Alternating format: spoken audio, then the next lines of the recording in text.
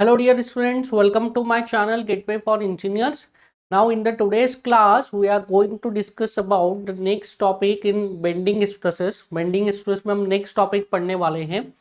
तो जैसा कि मैंने लास्ट क्लास में आपको बताया था कि बेंडिंग स्ट्रेस के कुछ 2-3 टॉपिक्स बचे हैं, वो कंप्लीट करके फिर हम आगे मूव ऑन करेंगे. So the next topic that we are going to discuss today is beam of uniform strength.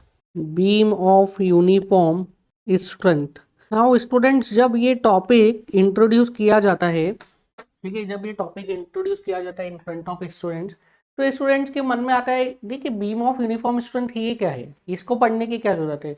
If we take a section, if we take a beam of uniform section, ठीक है, suppose this is a beam and this beam is having uniform cross section throughout the length. Throughout the length ये beam का cross section uniform है and this beam is made up of same material, single material से मिलकर बना है, or you can say this beam is made up of a homogeneous material. Then in this case this beam will be of uniform strength. इस beam के हर point पर जो strength होगा वो same होगा इस beam के हर section पे. So since this beam is prismatic, or you can say this beam is having uniform cross section throughout the length, and this beam is made up of a single material, or you can say a homogeneous material, that means इस beam के हर cross section की जो strength है, that strength is same. That means this beam is a beam of uniform strength. अगर आप wording से जाएंगे, अगर आप टर्मिनोलॉजी से जाएंगे, then you are correct, this is a beam of uniform strength. But यहाँ पे जो इस टॉपिक में बोलना चाह रहा है that is some different thing, ठीक है, उसका इंटरप्रिटेशन कुछ और है.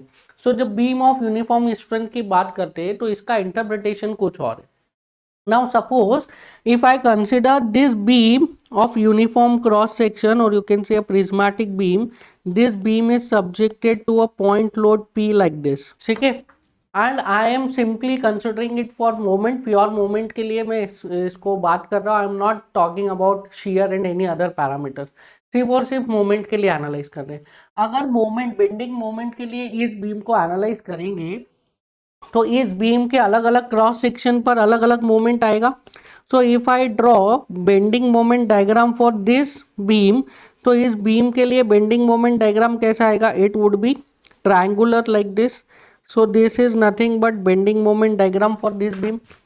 Now जब इस बीम के लिए मैंने बेंडिंग मोमेंट डायग्राम बनाया, that is a cantilever beam के लिए बेंडिंग मोमेंट डायग्राम बनाया, तो इससे क्या इंटरप्रिटेशन हो रहा है देखिए. नाउ ये जो बीम है, इस बीम में मैक्सिमम मोमेंट कहाँ पे आ रहा है, इस सेक्शन पे फिक्स एंड पे मैक्सिमम मोमेंट आ रहा है.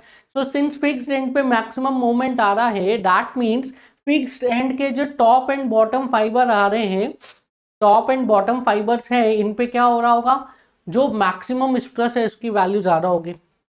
ऑन द अदर हैंड जो फ्री एंड है, जो फ्री एंड है, इस फ्री एंड पे स्ट्रेसेस क्या होंगे, विल बी जीरो. टॉप पे भी जीरो, बॉटम पे भी जीरो, एंड हर पोर्शन पे, हर पॉइंट पे स्ट्रेस जीरो होगा. क्यों?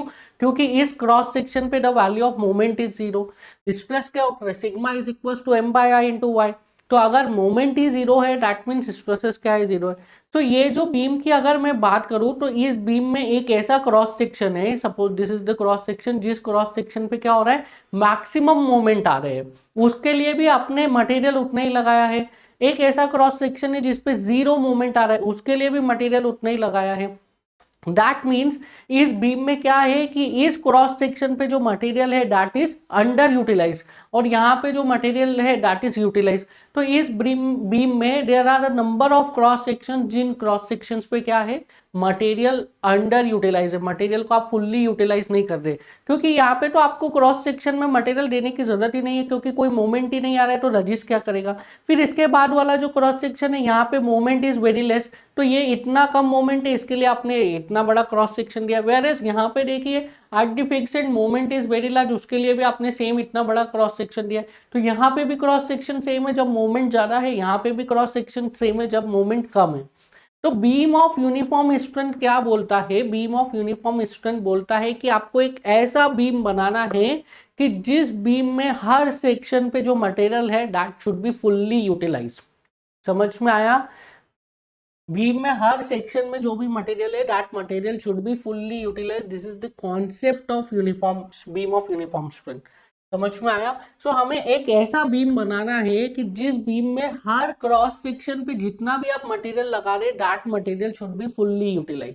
दैट मीन्स यहाँ पे अगर at the free end if moment is zero तो यहाँ पे क्रॉस सेक्शन का जो एरिया है वो भी जीरो होना चाहिए। यहाँ पे मोमेंट इज मैक्सिमम तो यहाँ पे एरिया मैक्सिमम होना चाहिए। In between moment is in between तो एरिया भी क्या होना चाहिए, इन बिटवीन होना चाहिए। इस तरीके से हमको क्या करना है, इस बीम के लिए जो है क्रॉस सेक्शन को वेराई करते जाना है such that the material is fully utilized। ठीक है, ये तो हो गया कॉन्सेप्चुअली बताना। अब इसी चीज को मैं आपको क्या बोलता हूँ, मैथमेटिकली बताता हूँ या थ्योरेटिकली बताता हूँ।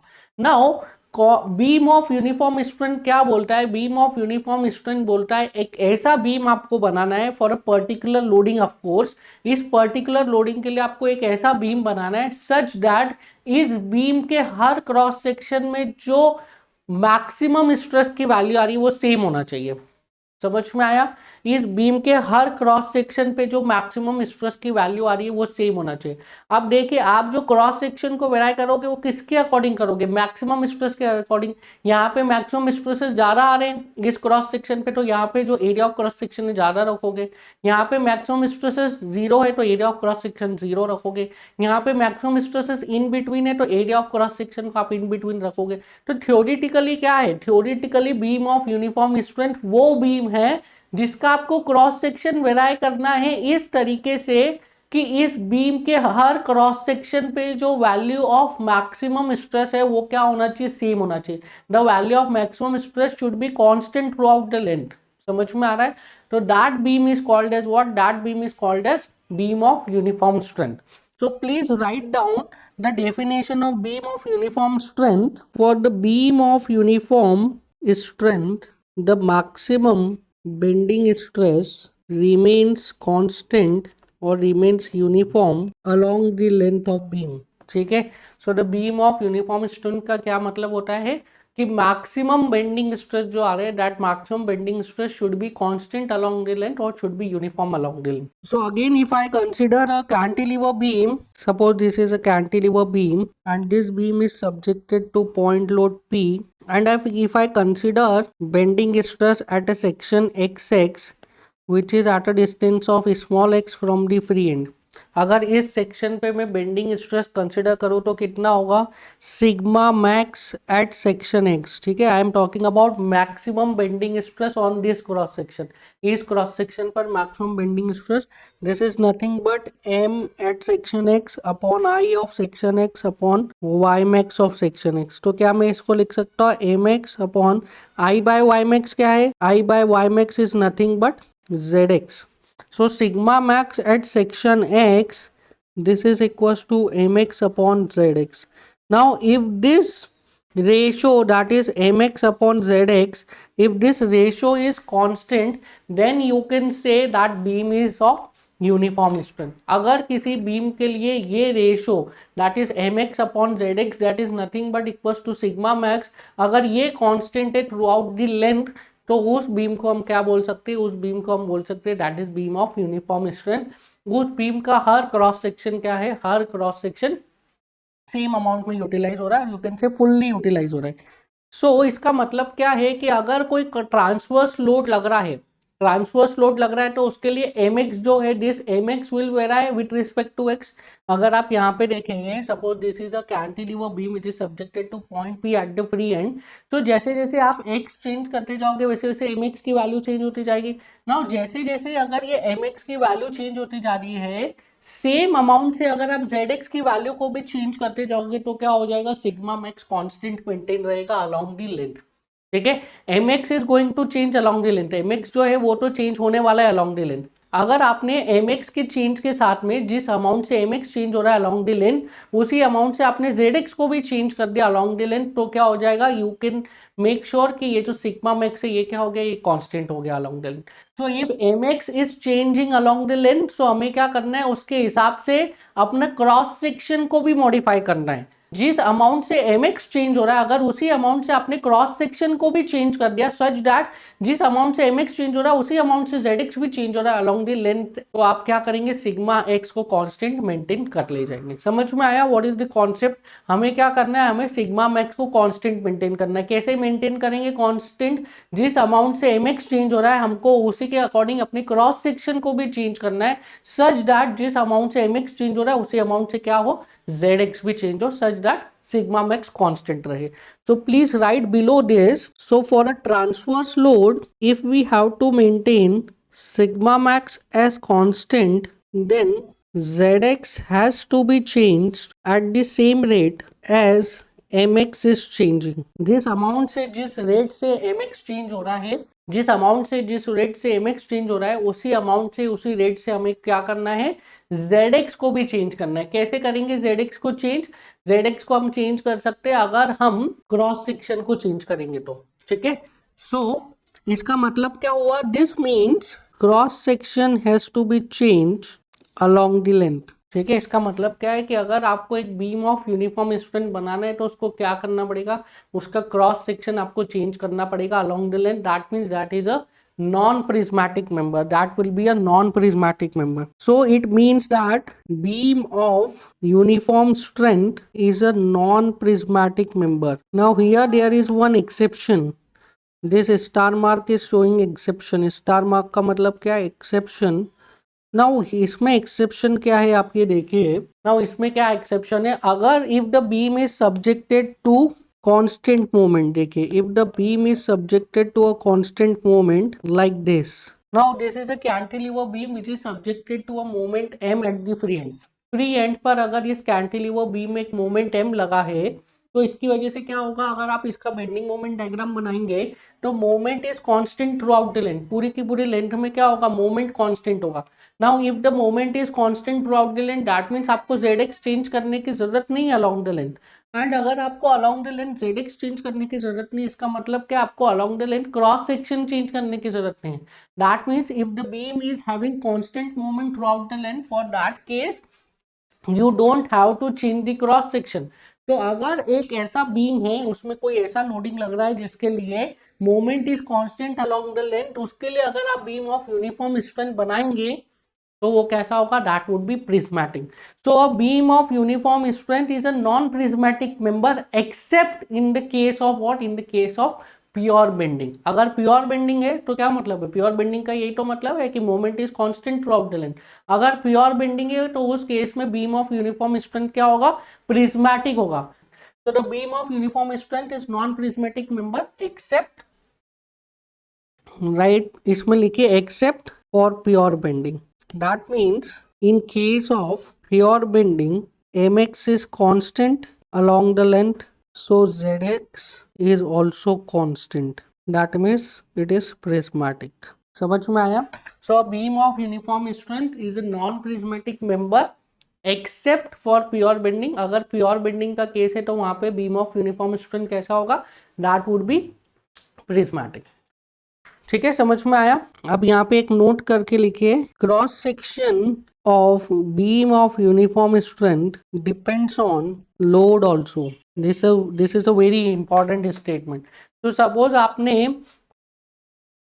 फॉर दिस लोडिंग आपने क्या किया, एक beam of uniform strength design कर लिया, बीम ऑफ यूनिफॉर्म स्ट्रेंथ बना लिया इस लोडिंग के लिए, बट आपने जैसे ही लोड चेंज किया वैसे ही क्या होगा, इस mx का equation with respect to x change हो जाएगा। नाउ अभी क्या है mx का इक्वेशन, अभी mx का equation is mx is equal to p into x, this is the equation of mx। अभी mx का इक्वेशन क्या है, mx is equal to p into x. पर जैसे ही आप इस लोड p को चेंज करोगे, इसके अलावा आपने एक और यहाँ पे p लगा दिया, ये यहाँ पे p लगा दिया, कुछ और लोडिंग में चेंज कर दिया, वैसे ही क्या हो जाएगा, mx का वैल्यू चेंज हो जाएगा। जैसे ही mx का वैल्यू चेंज होगा उसके करस्पॉन्डिंग आपको क्या करना पड़ेगा, अगेन जो zx का चेंज, zx का रेट ऑफ चेंज है उसको चेंज करना पड़ेगा। दैट मीन्स आपका क्रॉस सेक्शन अगेन चेंज होगा। सो दैट मीन्स ये जो आप बीम ऑफ यूनिफॉर्म स्ट्रेंथ एक पर्टिकुलर लोड के लिए बनाओगे, जैसे ही आप लोड चेंज करोगे हो सकता है वो बीम ऑफ यूनिफॉर्म स्ट्रेंथ ना रहे। तो बीम ऑफ यूनिफॉर्म स्ट्रेंथ और क्रॉस सेक्शन का जो वेरिएशन है in the beam of uniform strength, ये किस पे डिपेंड करता है, ये लोड पे डिपेंड करता है। ठीक है, लोड पर भी डिपेंड करता है। ऐसा नहीं है कि आप एक general beam of uniform strength बना सकते हैं for all kind of loading, no it is not possible. जैसे ही लोड चेंज होगा वैसे ही बीम ऑफ यूनिफॉर्म स्ट्रेंथ के क्रॉस सेक्शंस अलग अलग पॉइंट पे चेंज होते जाएंगे। So beam of uniform strength किस पे भी डिपेंड करता है, लोड पे भी डिपेंड करते हैं। नाउ अब बीम ऑफ यूनिफॉर्म स्ट्रेंथ बनाने के लिए हमें करना क्या है, basically beam of uniform strength को बनाने के लिए हमको क्रॉस सेक्शन को चेंज करना है, ठीक है। अलोंग द लेंथ हमें क्रॉस सेक्शन को चेंज करना है, किसके अकॉर्डिंग, हमें क्रॉस सेक्शन को चेंज करना है अकॉर्डिंग टू बेंडिंग मोमेंट, जिस अकॉर्डिंग बेंडिंग मोमेंट चेंज हो रहा है उस अकॉर्डिंग हमको क्रॉस सेक्शन को चेंज करना है। नाउ क्रॉस सेक्शन को चेंज करने के लिए आपके पास दो ऑप्शन है। पहला क्या ऑप्शन है कि आप डेप्थ को सेम रख के विड्थ को चेंज कर सकते हैं अलोंग द लेंथ, और दूसरा क्या ऑप्शन है, विड्थ को सेम रख के आप डेप्थ को चेंज कर सकते हो along the length. So cross section को चेंज करने के लिए there are two options with you. पहला आप डेप्थ को कांस्टेंट रख के विड्थ को चेंज कर सकते हैं, दूसरा विड्थ को कांस्टेंट रख के डेप्थ को चेंज कर सकते हैं। So for a beam of uniform strength cross section has to be varied. This means either depth can be varied और विड्थ कैन बी वेराइड। ठीक है, समझ में आया। तो बीम ऑफ यूनिफॉर्म स्ट्रेंथ के लिए या तो आप डेप्थ को वेराई कर सकते हैं या तो विड्थ को वेराई कर सकते हैं। सो हम देखेंगे केस नंबर 1 जिसमें कि हम डेप्थ को वेराई करेंगे, विड्थ को कांस्टेंट रखेंगे। So case number 1 is beam of constant width, और you can say beam of uniform strength with constant width. ठीक है, तो सबसे पहले हम विड्थ को कांस्टेंट रखेंगे। नाउ मैं इन जनरल बात कर रहा हूँ, I am talking in general. Suppose if I take a simply supported beam, suppose this is a simply supported beam and it is subjected to a point load W at the center. So this is a simply supported beam and this is subjected to point load W at the center. Now ये beam को मुझे कैसा बनाना है, ये beam को मैं बनाना चाहता हूँ अ बीम ऑफ यूनिफॉर्म स्ट्रेंथ। इस बीम को यूनिफॉर्म स्ट्रेंथ का बीम बनाना है, बट मुझे क्या रखना है, विड्थ को कांस्टेंट रखना है। I have to keep width as constant. ठीक है, सो अगर मुझे इसके विड्थ को कांस्टेंट रखना है तो अगर मैं इसको टॉप व्यू से देखूंगा, if I look it at from the top view, तो मुझे क्या दिखेगा, constant width. So this is top view. अभी मुझे ना इसका डेप्थ का वेरिएशन नहीं बताया, इसलिए जो फ्रंट व्यू है, इस फ्रंट व्यू में मैंने आपको अभी डेप्थ का वेरिएशन नहीं बताया। सो दिस इज फ्रंट व्यू। ठीक है, विड्थ को कांस्टेंट रखा है तो टॉप व्यू से देखेंगे तो क्या दिखेगा, हमको कांस्टेंट विड्थ दिखेगा। I am considering this width as B. So this width is constant throughout the length. ठीक है, the width is constant throughout the length. Now मुझे अभी डेप्थ का वेरिएशन पता नहीं है कि क्या होगा डेप्थ का variation. We have to calculate the variation of depth, तभी हमें क्या मिलेगा, तभी हमें मिलेगा beam of uniform strength. Now अभी डेप्थ का वेरिएशन पता नहीं है, पर मोटा मोटा मुझे ये पता है कि यहाँ पे जो है बेंडिंग मोमेंट 0 है, एंड्स पे बेंडिंग मोमेंट 0 है। दैट मीन्स एंड्स पे जो डेप्थ होगा वो कैसा होगा, 0। एंड मैक्सिमम कहाँ पे आ रहा है, इन द सेंटर, तो मैक्सिमम सेंटर में आ रहा है, तो सेंटर में जो डेप्थ होगा दैट वुड बी मैक्सिमम। सो एक जनरल में डेप्थ का वेरिएशन बना रहा हूँ। ठीक है, मुझे पता नहीं है कैसा वेरिएशन है, ये लीनियर वेरिएशन है या फिर ये पैराबोलिक वेरिएशन है या क्यूबिक पैराबोलिक वेरिएशन है, ये मुझे पता नहीं है। ठीक है, एक मैंने एक जनरल वेरिएशन बना लिया कि जो and say that is support से वहां पे क्या है, डेप्थ 0 है, और जो सेंटर है वहां पे क्या है, डेप्थ मैक्सिमम है। So the depth is maximum eight the centre, this is D max, और एंड पे क्या है, 0 है। Now what I am doing is, मैं एक सेक्शन कंसिडर कर रहा हूँ। I am considering a section XX, and इस XX सेक्शन पे मैं क्या कर रहा हूँ, इस XX सेक्शन पे I am assuming depth as, इस XX सेक्शन पे मैं डेप्थ अज्यूम कर रहा हूँ, इट इज dx। ठीक है, the depth at this section XX is dx। Now अब देखिए, अगर इस सेक्शन पे मैं मोमेंट कैलकुलेट करूँ, if I calculate moment at this section, तो since this is a symmetrical structure, तो रिएक्शन क्या हो जाएगी, W/2 W/2। And if I calculate moment at this section, तो mx कितना हो जाएगा, आप लेफ्ट से कैलकुलेट करिए, राइट से कैलकुलेट करिए, you will get the value of moment as, आप लेफ्ट से भी कैलकुलेट कर सकते हैं, राइट से भी कैलकुलेट कर सकते हैं। सिंस इसके राइट में सिर्फ एक ही लोड है तो वहां से कैलकुलेट करना इजी होगा। ये सेक्शन कहाँ पे लिया है, this section is at a distance of small x from the right support, right support से स्मॉल x डिस्टेंस पे लिया है, तो राइट से अगर आप मोमेंट कैलकुलेट करेंगे दैट वुड बी इजी। सो यहाँ से मोमेंट कैलकुलेट करिए, राइट में क्या एक ही लोड लग रहा है, this load will try to what, sag the member, ये सैग करेगा, तो कितना मोमेंट आ जाएगा on the cross section, moment will be W/2 into x. so mx will be w by 2 into x. now here x belongs to 0 to what, l by 2. ठीक है, l by 2 से ज़्यादा नहीं हो सकता, दिस x के maximum value is l by 2. So moment at section x कितना आ गया, this is w by 2 into x. Now अब इसी के अकॉर्डिंग मुझे क्या करना है, zx को भी वेराई करना है, that is sigma max at the section x, this is equals to mx upon zx. I have to maintain mx upon zx as constant. So what I have to do इस जो section है, इस section पे मुझे क्या करना पड़ेगा, zx का वैल्यू कैलकुलेट करना पड़ेगा.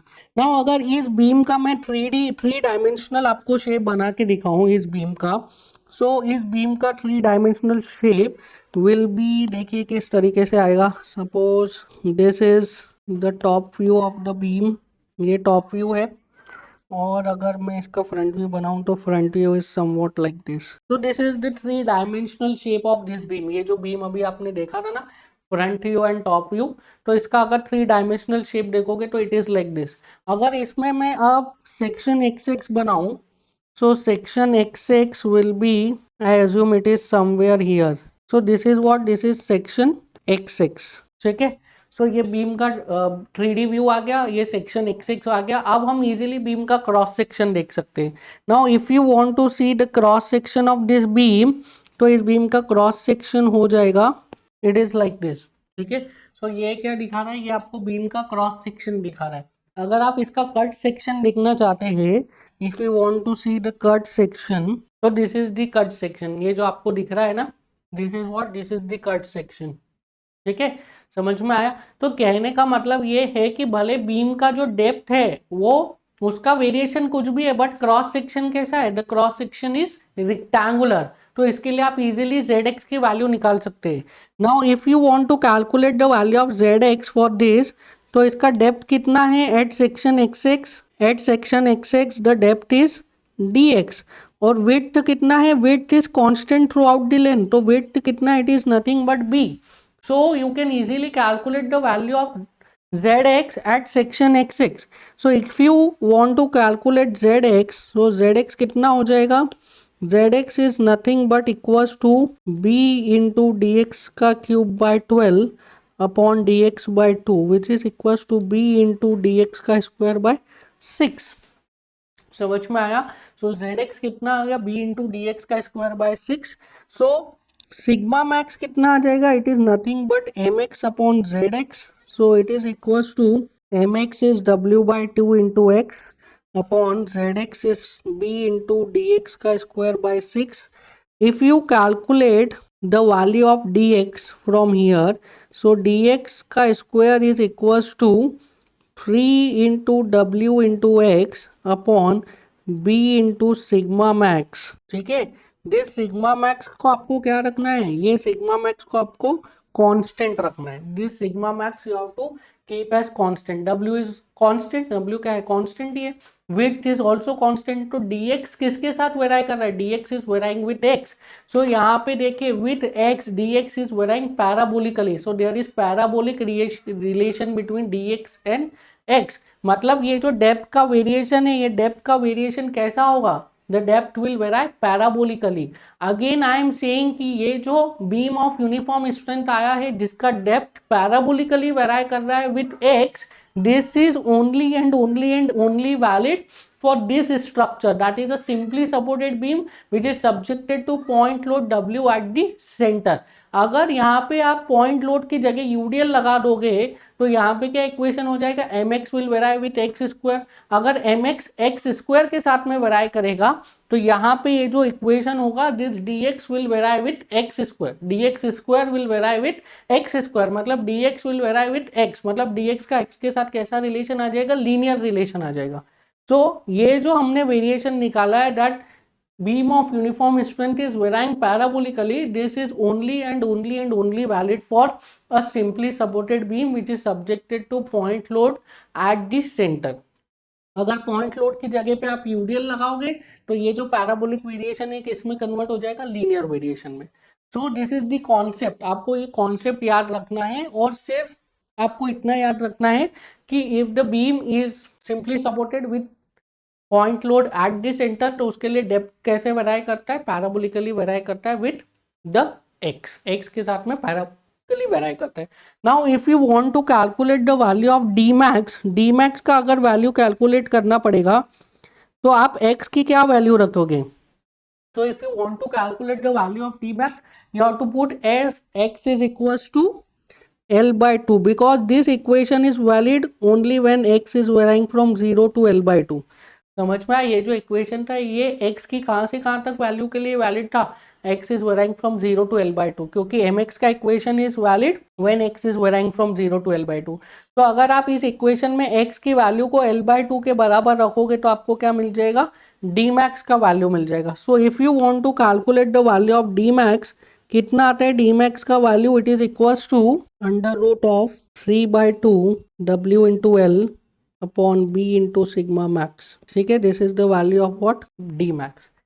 यहाँ पे आप डिसाइड आप करेंगे कि आपको किस वैल्यू ऑफ सिग्मा मैक्स को अचीव करना है, किस वैल्यू पे आपको रेस्ट्रिक्ट करना है कि इससे ज़्यादा स्ट्रेसेस नहीं आने चाहिए मेंबर में। उस सिग्मा मैक्स की वैल्यू के लिए आप बनाएंगे the beam of uniform strength जिसका की weight is constant and depth is varying parabolically with X, particularly for simply supported beam which is having point load at the centre. So इसमें लिखिए variation of depth along the length is parabolic. एक note करके लिखिए, note the above results of dx and dmax are valid only for this particular structure. ठीक है, ये जो अभी हमने रिजल्ट्स लिखे, this results are valid only for this particular structure. जैसे ही स्ट्रक्चर चेंज होगा वैसे ही what you have to do, you have to again write the equation of mx का इक्वेशन रखेंगे, लिखेंगे यहाँ पे, और उसके अकॉर्डिंग आप zx का इक्वेशन लिखेंगे एंड फिर dx की वैल्यू निकालेंगे like this. This 3 steps are critical, ये 3 स्टेप्स ही आपको याद रखना है। zx बस ये इतना जो मैंने आपको समझाया था, this is just to make you understand कि जो क्रॉस सेक्शन है, this cross section is rectangular. Depth का वेरिएशन कैसा भी हो, क्रॉस सेक्शन कैसा रहेगा, रेक्टेंगुलर रहेगा। सो दीज 3 स्टेप्स ये आपको याद रखनी है। कोई सा भी सेक्शन दिया हो, कैसा भी लोडिंग दिया हो, आप सिर्फ mx का इक्वेशन निकालिए, mx का इक्वेशन रखिए, zx का इक्वेशन पता ही है b into d square by 6, और वहां से आपको dx का वेरिएशन मिल जाएगा। क्लियर है? Now please write down next case number 2। अभी हमने क्या किया, अभी हमने डेप्थ को वेराई किया, अब हम क्या करेंगे, विड्थ को वेराई करेंगे। So in case number 2 is beam of constant depth. Next is a beam of constant depth. Case number 2 is a beam of constant depth. Now to understand the beam of constant depth, that is a beam of uniform strength having constant depth, में क्या ले रहा हूँ, same beam ले रहा हूँ, that is a simply supported beam. So this is a same simply supported beam. अब इसका जो फ्रंट व्यू है उसमें आपको पैराबोलिक वेरिएशन नहीं दिखेगा। डेप्थ अब हमने कांस्टेंट ले लिया है, the depth is constant like this. So this is D, that is constant depth. Again, this is a simply supported beam subjected to point load W at the center. So this is a simply supported beam subjected to point load W at the center. इस बार क्या है, इसका depth हमने constant लिया है, that is D, L by 2, L by 2. Now in this case, what we are going to change is the width. अब हम क्या चेंज करने वाले हैं, अब हम चेंज करने वाले हैं width को। ठीक है, अब हम क्या करने वाले हैं, अब हम width को चेंज करने वाले हैं। So again, if I consider a section XX which is at a distance of small x from the left support, so अगर एक XX सेक्शन ले रहा हूँ मैं, so इस XX सेक्शन पे कितना मूवमेंट होगा, since this is a symmetrical structure, तो रिएक्शंस आ जाएगी W/2। so if I calculate moment at section XX, तो कितना मोमेंट आ जाएगा, mx is equals to w/2 into X. Now we have to maintain sigma max as constant, तो sigma max at section x, this is equals to mx upon zx। ठीक है, अब देखिए in this case what we have to do, हमें width को vary करना है, width को वेराई करना है। तो अगर आप zx कैलकुलेट करोगे तो अगेन आप इसको विड्थ को कैसे भी वेराई करिए, parabolically, cubic parabolically, linearly. Cross section कैसा आएगा, cross section will be rectangular. Cross section कैसा रहेगा, क्रॉस सेक्शन रेक्टेंगुलर ही रहेगा। आप विड्थ को कैसा भी वेराई करिए। सो जेड एक्स कितना हो जाएगा, Z X will be B X into D का स्क्वायर बाय 6। ठीक है, क्रॉस सेक्शन हमेशा रेक्टेंगुलर ही रहेगा, आप विड्थ को कैसा भी वेराई करिए, आप उसको जब कट सेक्शन में देखेंगे तो आपको रेक्टेंगुलर क्रॉस सेक्शन ही मिलेगा। जैसे अभी हमने डेप्थ के केस में देखा था ना, डेप्थ को भले हमने वेराई किया था बट डेप्थ के वेरिएशन से क्रॉस सेक्शन पे कोई इफेक्ट नहीं पड़ रहा था। क्रॉस सेक्शन कैसा रह रहा था, क्रॉस सेक्शन वॉज रेक्टेंगुलर। क्यों क्रॉस सेक्शन रेक्टेंगुलर रह रहा था, बिकॉज हम ये जो डेप्थ को वेराई कर रहे हैं, this variation is along the length, ये अलोंग द लेंथ वेरिएशन है। तो ये जो क्रॉस सेक्शन है यहाँ पे आपको वेरिएशन का कुछ इफेक्ट नहीं देखेगा, cross section will be rectangular. आप कहीं पे भी ले लीजिए cross section, you will gate cross section is rectangular only. Similarly अगर आप विड्थ को वेराई करेंगे, इस केस में भी क्या होगा, cross section will be rectangular only. So इस केस के लिए अगेन जब आप ZX लिखोगे तो ZX कैसा आ जाएगा, ZX will be BX into D का square by 6। All the things will be same, बस B की जगह पे क्या आ जाएगा, BX, because B is changing with X, X के साथ में B क्या हो रहा है, चेंज हो रहा है। सो B is changing with X, so you can write sigma max, this is equals to mx, that is w by 2 into x upon bx into d ka square by 6. From here you can get the value of bx. Bx will be equals to 3wx upon d square into sigma max. Now देखिए अब यहाँ से जो bx का variation है वो कैसा आ रहा है, bx is varying linearly with x, bx क्या है, x के साथ में लीनियरली वेराई कर रहा है, bx इज directly proportional to x, so bx is varying linearly with x, so width will vary linearly. Now इसके लिए अगर आप टॉप व्यू बनाएंगे बीम का, the top view will be like this. ठीक है, top view will be like this, the width will vary linearly with x, x के साथ में width क्या होगा, लीनियरली वेराई करेगा। And at small x distance from the support width कितना हो जाएगा, it is nothing but this is bx। इस bx की वैल्यू हमने कैलकुलेट करी, जैसे जैसे x चेंज होता जाएगा ये bx भी क्या होता जाएगा, चेंज होता जाएगा। समझ में आया। अब देखिए सपोर्ट्स पे विड्थ कितना है, 0, क्योंकि सपोर्ट पे मोमेंट कितना होगा, 0, mx का value at the support will be 0, x 0 हो जाएगा तो mx 0 हो जाएगा, तो bx क्या हो जाएगा, 0 हो जाएगा। नाउ मैक्सिमम विड्थ कहाँ पे आएगा, मैक्सिमम विड्थ आएगा at x is equals to L/2, because in this equation x belongs to 0 to L/2। ठीक है, ये जो mx का इक्वेशन है इसमें x कहाँ से कहाँ तक वेरी कर रहे हैं, 0 to L/2। So maximum width कहाँ पे आएगा, maximum width will be at centre, centre में मैक्सिमम विड्थ आएगा। समझ सकते हैं क्योंकि आप सेंटर में क्या आ रहा है, सेंटर में आ रहा है maximum moment, so maximum moment centre में आ रहा है तो विड्थ भी कहाँ पे आएगा, maximum at this centre. So if you want to calculate the value of B max, कितना हो जाएगा, x की जगह L/2 रख दीजिए, so 3wL upon 2d square into sigma max, so this is the value of B max. Now again I am saying कि ये जो बी मैक्स की वैल्यू आपने कैलकुलेट करी है और जो ये बी एक्स का और यू कैन से विड्थ का जो वेरिएशन कैलकुलेट किया है, this is valid only and only for a simply supported beam which is subjected to point load at the center, सिर्फ इसके लिए ही वैलिड है। अगर यहाँ पे आप UDL लगा देंगे तो इस इक्वेशन में mx की इक्वेशन में क्या हो जाएगा, mx will vary with x square, mx x square के साथ वेराई करेगा तो यहाँ पे bx will vary with x square not x, तो bx का वेरिएशन कैसा हो जाएगा, पैराबोलिक हो जाएगा। ठीक है, सो ये जो इक्वेशंस है, this equations are very much depending on type of loading, किस तरीके से लोडिंग लग रहा है उस पर डिपेंड कर रहा है। समझ में आया, क्लियर है। तो बीम ऑफ कांस्टेंट डेप्थ के केस में विड्थ का वेरिएशन कैसा आता है, linear, it is valid only when there is a simply supported beam which is subjected to point load at the center. Now please write down a numerical. देखिए क्या बोल रहा है न्यूमेरिकल में, a tapered cantilever beam of constant thickness is loaded as shown in figure below. So there is a tapered cantilever beam, this is a tapered cantilever beam and this cantilever beam is loaded with a point load P at the free end.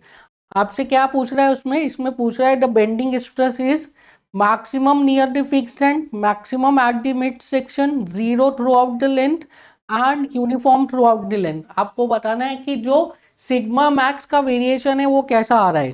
तो for this structure, इस structure के लिए आपको क्या बताना है कि sigma max का वेरिएशन कैसा आ रहा है, how sigma max is varying. बताइए, सिग्मा मैक्स का वेरिएशन पूछ रहा है आपसे। क्या सिग्मा मैक्स फिक्स्ड एंड पे मैक्सिमम होगा, क्या सिग्मा मैक्स मिड सेक्शन पे मैक्सिमम होगा, क्या सिग्मा मैक्स जीरो होगा थ्रू आउट द लेंथ, या फिर सिग्मा मैक्स यूनिफॉर्म होगा through out the length. For this, the correct answer is sigma max will be uniform throughout the length. It will be uniform throughout the length. आप देख सकते हैं sigma max का variation. If you want to calculate sigma max at any section x, if you consider a section that is xx, this is xx and this is at a distance of small x. Now depth तो constant है, width कितना हो जाएगा, I am assuming that this width is bx. So if you want to calculate sigma max at section xx, तो कितना हो जाएगा sigma max, this is equals to moment at section xx upon z of section x. बताइए कितना आएगा moment at this section x x, कितना moment आएगा, it is nothing but p into x. So moment will be p into x. Z x बताइए, इस section का z x कितना हो जाएगा, डेप्थ d तो कांस्टेंट है, width is bx, so z x आप लिख सकते हैं it is equals to bx into D का स्क्वायर बाय 6। तो sigma max at section x this is equals to p into x upon bx into d square by 6। तो यहाँ से क्या हो जाएगा 6px upon bx into d square.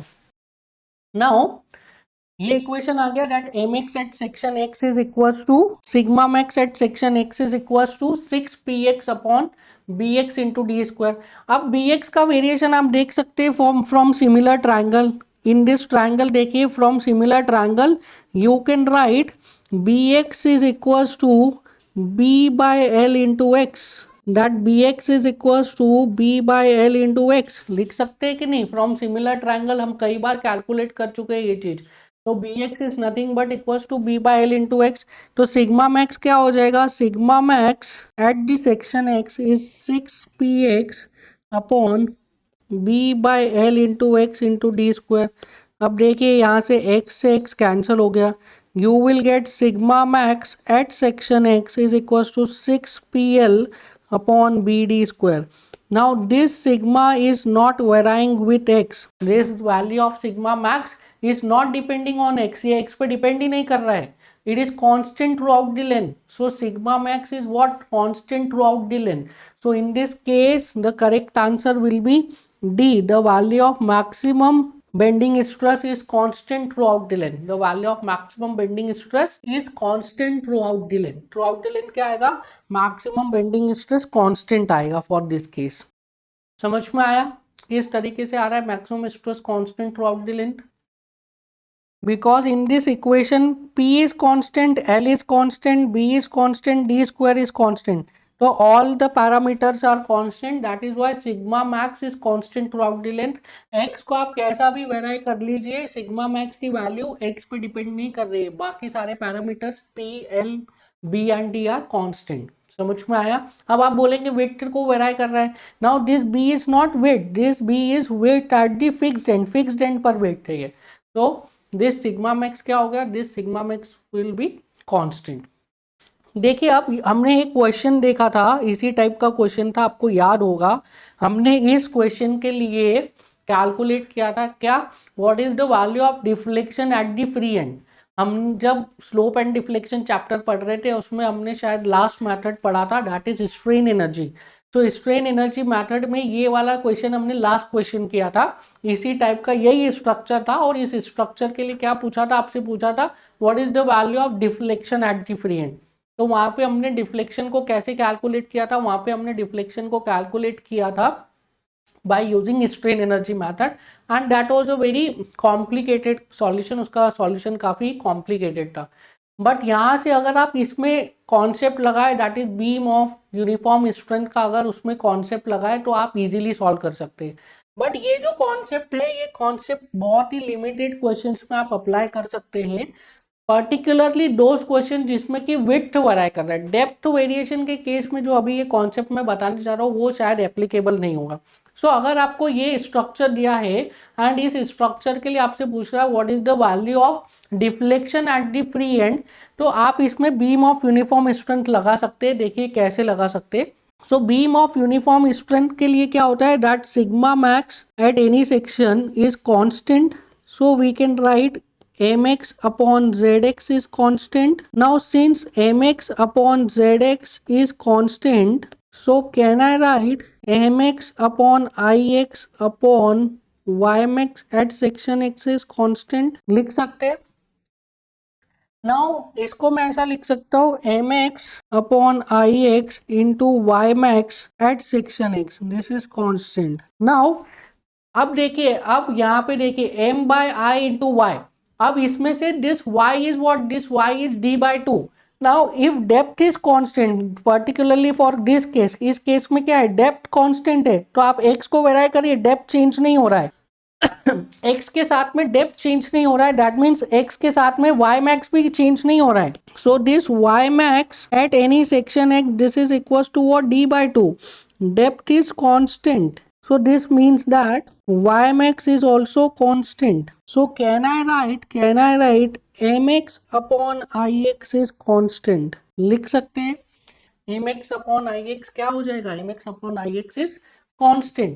Now since mx upon ix is constant, I am using equation of pure bending, that is mx upon ix, this is equals to e by r. mx upon ix is equals to e by r. So since mx upon ix is constant and e is also constant, so I can write r is equals to ei by m. लिख सकते r is equals to ei by m. So this r is what, this r is constant. Now since this r is constant, इसका मतलब क्या हो गया, इसका मतलब हो गया this is a case of pure bending, because only in the case of pure bending क्या होता है, the value of r is constant. Only and only in the case of pure bending the value of r is constant. देखिए if this is a structure, this structure is subjected to moment m, then only इस type के cases में क्या होगा, r constant रहेगा. So we can compare this structure, with a cantilever beam of pure bending. ठीक है, these two structures are equivalent if you want to calculate deflection. So अगर आपको इसका डिफ्लेक्शन निकालना है तो you can write delta is equals to ml square upon 2ei by direct formula. Delta is equals to ml square upon 2ei. Now आप moment किस section का रखेंगे, so this m by I value is constant, तो जिस section पे in this structure, जिस section पे आप मोमेंट रखोगे उसी सेक्शन पे आप i की वैल्यू भी रखोगे। समझ में आया, this m by I is constant ना, उसके बेसिस पे ही तो हमने पूरा कैलकुलेशन किया है। तो जिस सेक्शन पे आप मोमेंट रखोगे, अगर आप x सेक्शन पे मोमेंट रख रहे हो तो i भी कौन से सेक्शन का रखोगे, x सेक्शन का रखोगे। अगर आप यहाँ का मोमेंट रख रहे हो तो यहाँ पे i भी किसका रखोगे, इसी सेक्शन का रखोगे। अब सपोज आप रखते हैं m by I of this free end का रखते हैं, तो यहाँ पे मोमेंट क्या है, 0, यहाँ पे i कितना है, 0, क्योंकि b 0 है, तो 0 बाय 0 नॉट डिफाइंड। अगर आप यहाँ का रखते हैं m बाय आई, तो यहाँ पे मोमेंट क्या हो जाएगा, p इंटू एक्स, और उसके अकॉर्डिंग आप यहाँ पे i रख सकते हैं। बट सबसे इजीली अगर आपको कैलकुलेट करना है m बाय आई का वैल्यू, तो आप कौन से सेक्शन का m बाय आई रखेंगे, आप फिक्स सपोर्ट का m बाय आई रखेंगे। तो यहाँ पे आपका मोमेंट पता है, moment is p into L, और i पता है, i is p into D का क्यूब बाय 12। सो डेल्टा कितना हो जाएगा, delta is equals to m is p into L square upon 2 into E, I कितना हो जाएगा, B D cube by 12। So delta कितना हो जाएगा, 6pl cube upon B D cube into E. आप चाहे तो वहां से अपना आंसर मैच कर सकते हैं, डेल्टा आ रहा है, it is 6pl into upon BD cube into E, 6PL cube upon BD cube into E. This is the answer. आप चाहे तो स्ट्रेन एनर्जी का चैप्टर एक बार रेफर करके वहां पे देख सकते हैं. सो यहाँ पे हमने क्या किया, सिर्फ और सिर्फ 2 स्टेप्स में ये आंसर कैलकुलेट कर लिया. दैट इज वेरी इजीली हमने ये आंसर कैलकुलेट कर लिया.